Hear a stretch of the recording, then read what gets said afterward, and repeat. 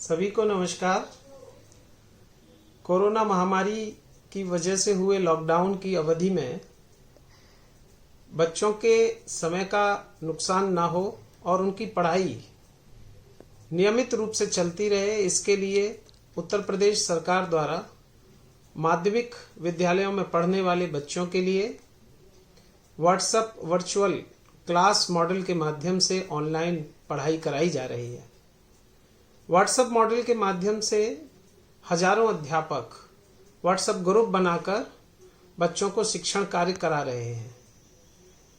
इस मेथड से किस प्रकार और अधिक प्रभावी ढंग से शिक्षण का कार्य किया जा सकता है, इस पर मैं डॉक्टर मुकेश अग्रवाल, संयुक्त शिक्षा निदेशक आगरा मंडल आगरा, आपसे विस्तार में चर्चा करूंगा। व्हाट्सएप वर्चुअल क्लास के माध्यम से शिक्षण कार्य करने के लिए हमें इसकी तकनीक को समझना आवश्यक है। Effective teaching in WhatsApp virtual class.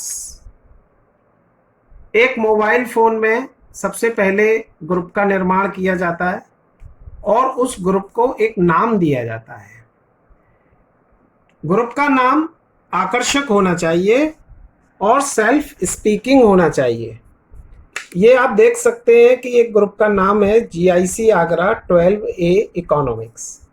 यहाँ पर विद्यालय का नाम है, जनपद का नाम है, क्लास है, सेक्शन है और विषय इकोनॉमिक्स दिया गया है। अगर किसी ग्रुप के नाम में इतनी इंफॉर्मेशन दी गई है तो उस ग्रुप को समझना और उसका परिचय प्राप्त करना आसान होता है। अब इसके बाद दूसरा महत्वपूर्ण स्टेप यह होता है कि ग्रुप पर जितने भी स्टूडेंट्स जुड़े हुए हैं उनकी पहचान करना। Identification of students bye teachers. इसके लिए अध्यापकों को सबसे पहले सभी छात्र छात्राओं से एक बार फोन कॉल करके बात करके यह कंफर्म कर लेना चाहिए कि जितने भी बच्चे ग्रुप पर जुड़े हुए हैं वो जेन्युइन स्टूडेंट्स हैं। अगर कोई गलत व्यक्ति ग्रुप पर जुड़ गया है तो अध्यापक द्वारा उसे ग्रुप से रिमूव किया जा सकता है अथवा ब्लॉक किया जा सकता है। ठीक इसी प्रकार विद्यालय के प्रधानाचार्य अपने विद्यालय के सभी व्हाट्सएप ग्रुप जो 4, 5, 6, 7, 8, 10 तक हो सकते हैं उनसे जुड़ करके यह सुनिश्चित कर सकते हैं कि यह ग्रुप जेन्युइन टीचर्स के द्वारा ही संचालित किए जा रहे हैं और इस प्रकार से उनकी उपस्थिति करना भी आसान हो जाता है। इसके बाद विद्यालय का टाइम टेबल प्रतिदिन प्रत्येक ग्रुप पर पोस्ट किया जाना चाहिए जिससे बच्चों को अपना टाइम टेबल याद रहे। यह जानना भी आवश्यक होता है कि प्रतिदिन ग्रुप पर कितने बच्चे वास्तव में जुड़ रहे हैं। इसके लिए बहुत सरल तरीका है। अध्यापक द्वारा अध्यापन शुरू करने से पहले बच्चों की अटेंडेंस ग्रुप पर ली जाए। उसी प्रकार से प्रिंसिपल्स द्वारा भी प्रत्येक ग्रुप पर जुड़ करके टीचर्स की अटेंडेंस भी मालूम की जा सकती है और विद्यार्थियों तथा अध्यापकों की उपस्थिति को एक पृथक से पंजिका में भी दर्ज किया जा सकता है।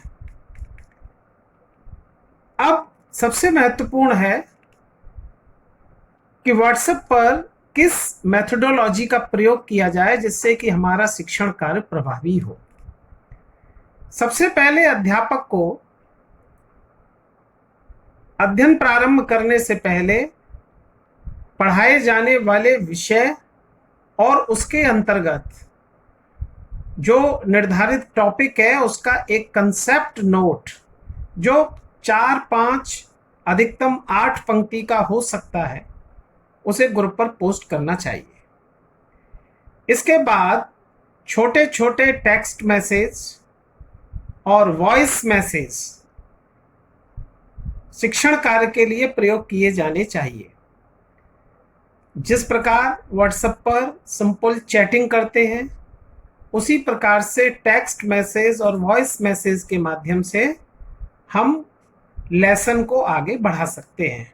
क्योंकि इन्हें पोस्ट करना और इन्हें रिसीव करना आसान होता है। इसके लिए बहुत अधिक इंटरनेट स्पीड की आवश्यकता नहीं होती है। बीच बीच में यदि छात्रों द्वारा प्रश्न पूछे जाते हैं तो उनका उत्तर भी छोटे छोटे टेक्स्ट मैसेज और वॉइस मैसेज के माध्यम से अध्यापक द्वारा दिया जा सकता है। इमेजेस का प्रयोग भी अध्यापक द्वारा किया जाना चाहिए। सिंगल इमेज आसानी से ग्रुप पर पोस्ट हो जाती है।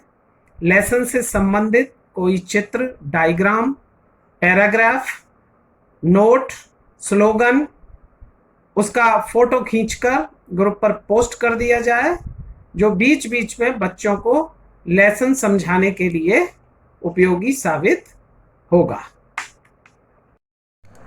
अगर टीचिंग में वीडियोज का इस्तेमाल करना है तो अध्यापक द्वारा छोटे छोटे वीडियो यूज़ करने चाहिए, क्योंकि यदि वीडियो बड़े होंगे तो उनकी डाउनलोडिंग की समस्या होगी और इसके लिए हाई स्पीड इंटरनेट की आवश्यकता होती है।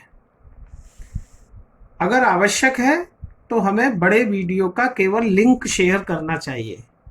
यह वीडियो दीक्षा ऐप पर हो सकता है, एनसीईआरटी वेबसाइट पर अथवा किसी यूट्यूब चैनल पे हो सकता है, अथवा अध्यापक द्वारा कुछ अपने पर्सनल वीडियोस भी बनाए गए हैं, उसको भी यूट्यूब पर शेयर करके उसका लिंक हम व्हाट्सएप ग्रुप पर शेयर करें तो बेहतर होगा, जिसे विद्यार्थी द्वारा घर पर आराम से एक्सेस करके देखा जाए।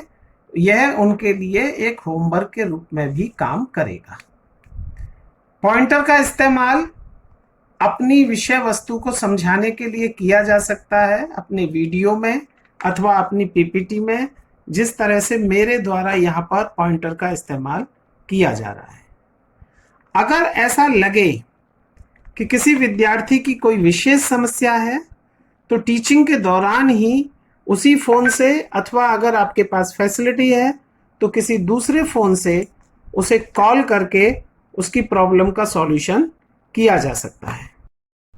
अगर किसी टेस्ट पेपर को व्हाट्सएप ग्रुप पर ही चेक करना है, उसका प्रिंट निकाले बिना, तो हम एडिट ऑप्शन में जाकर के व्हाट्सएप ग्रुप पर ही टेस्ट पेपर को चेक कर सकते हैं। इसके लिए हमें डूडल का प्रयोग करना होता है और यह बहुत आसान होता है। आप इस मोबाइल फ़ोन में देखिए कि यह एक इमेज है। इस इमेज के लिए हम एडिट ऑप्शन में जाते हैं और एडिट ऑप्शन को दबाने के बाद में यह मार्क आता है, अथवा इस डूडल होता है जिसमें हमें ब्रश मिलता है और हम किसी भी कलर को सेलेक्ट कर सकते हैं। सपोज हमने यहाँ पर रेड कलर को चूज़ किया है तो उसको प्रेस करने के बाद में हमें यह कलर मिल जाता है। हम यहाँ पर किसी भी प्रश्न को गलत या सही कर सकते हैं, उस पर हम कोई कमेंट भी दे सकते हैं अथवा मार्क्स भी दे सकते हैं। इसके बाद इस इमेज को हम दोबारा से उसी व्हाट्सएप ग्रुप पर पोस्ट कर सकते हैं जिस ग्रुप पर हमारे द्वारा अध्यापन का कार्य किया जा रहा है। यह आप देख सकते हैं, इस प्रकार से टेस्ट पेपर को ऑनलाइन ही व्हाट्सएप ग्रुप पर चेक कर दिया गया है। इस व्हाट्सएप ग्रुप में अध्यापक द्वारा छोटे छोटे टेक्स्ट मैसेज का प्रयोग किया गया है और इमेजेस का प्रयोग किया गया है। इस प्रकार आसानी से अध्यापन का कार्य किया जा सकता है। क्लास को समाप्त करने से पहले विद्यार्थियों को होमवर्क दिया जा सकता है और उन्हें घर पर पढ़ने के लिए कहा जा सकता है, और इसके लिए विद्यार्थियों की मदद हो, उनके लिए आसानी हो। तो जिस चैप्टर को हम आगे पढ़ाना चाहते हैं या हमने जो पढ़ाया है उसको और विस्तृत ढंग से बच्चे को समझाना चाहते हैं तो हम उस लेसन को इमेजेस के माध्यम से ग्रुप पर शेयर कर सकते हैं, अथवा एनसीईआरटी और दीक्षा ऐप का लिंक भी शेयर कर सकते हैं। वैसे सभी विद्यार्थियों को ये सभी ऐप अपने मोबाइल फ़ोन में डाउनलोड करने के निर्देश दिए गए हैं और सभी ने इसे डाउनलोड किया है।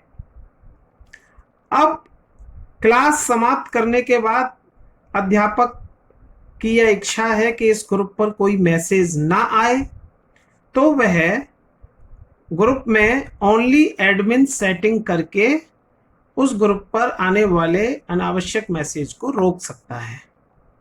अगर वह चाहता है कि ग्रुप कंटिन्यू रहे, बच्चों को कोई ऐसा होमवर्क दिया गया है कि वो उसे शाम के समय या किसी भी समय पोस्ट कर सकते हैं और अध्यापक उसे किसी भी समय चेक करना चाहते हैं, तो वह इस सेटिंग को करने से बच सकते हैं और ग्रुप पर एक्टिविटी कंटिन्यू रहेगी। व्हाट्सएप ग्रुप किसी एक अध्यापक द्वारा संचालित हो सकता है अथवा कई अध्यापकों के समूह द्वारा संचालित हो सकता है, जिस पर अध्यापक बारी बारी से अध्यापन का कार्य करते हैं। वैसे आदर्श स्थिति यह है कि प्रत्येक अध्यापक अपने विषय का अलग अलग व्हाट्सएप ग्रुप बनाए। किसी मैसेज को अगर ब्रॉडकास्ट करना है तो एक विद्यालय के सभी व्हाट्सएप ग्रुप पर मैसेज भी ब्रॉडकास्ट किया जा सकता है और यह ऑप्शन प्रधानाचार्यों के लिए बहुत उपयोगी होता है। व्हाट्सएप ग्रुप के माध्यम से हम विद्यार्थियों के लिए रिवीजन क्लास भी चला सकते हैं, क्योंकि जो भी कुछ व्हाट्सएप ग्रुप पर पढ़ाया जाता है वो ग्रुप पर बना रहता है। चैट बॉक्स में images, voice message, video links सब कुछ व्हाट्सएप ग्रुप पर मौजूद रहते हैं। विद्यार्थी द्वारा कभी भी उसका रिवीजन किया जा सकता है अथवा अध्यापक द्वारा स्क्रॉल करके उसका रिवीजन कराया जा सकता है। रेमेडियल क्लास भी चलाई जा सकती हैं उन बच्चों के लिए जो बच्चे कमजोर हैं अथवा किसी दिन कक्षा में उपस्थित नहीं रहते हैं।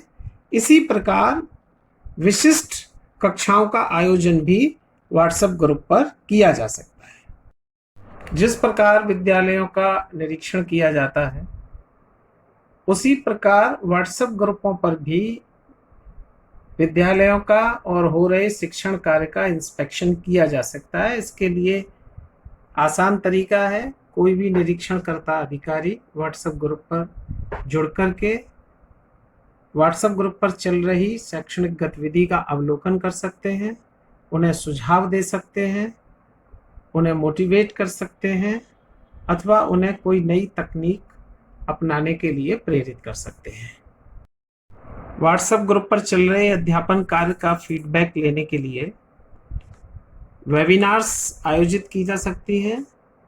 ये वेबिनार व्हाट्सएप वीडियो कॉलिंग के द्वारा, फेसबुक मैसेंजर वीडियो कॉल के द्वारा अथवा गूगल मीट के द्वारा आयोजित करके बच्चों को, अध्यापकों को और प्रधानाचार्यों को जोड़कर ग्रुप पर चल रही गतिविधियों अथवा व्हाट्सएप ग्रुपों के माध्यम से कराए जा रहे शिक्षण कार्य की आसान तरीके से समीक्षा की जा सकती है और अच्छे और नवीन ढंग से करने के लिए नई तकनीक पर विचार विमर्श किया जा सकता है।